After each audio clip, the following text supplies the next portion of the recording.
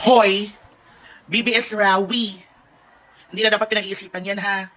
Kung pagiging competitive sa larangan ng mga tasks, number one ang duwong to. Never na nag-give up. Never na hindi nagbigay ng 100% sa mga task. Mas madalas na kunin na task leader ni Kuya. Kasi ganoon niya alam kung gaano kahusay itong dalawa na to sa paggawa ng mga tasks.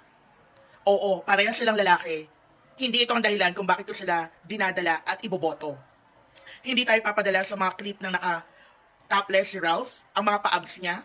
Hindi tayo papadala sa kagwapuhan lang ni Will. Doon tayo sa naging ambag nila sa bahay ni Kuya.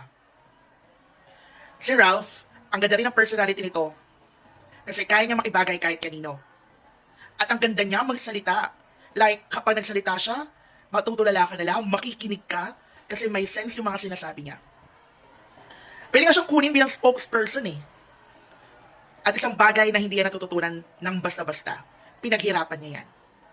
Si Will naman, on the other hand, tahitahimik nung umpisa, pero now, very outspoken. Kita ng emotions niya. At marunong na rin sumagot sa mga tanong ha. Kaya everyone, I am encouraging you to save this duo, to make them as our big winner. Punta sa Maya app, BBS Rawi. BBS Rawi. BBS Rawi. Go!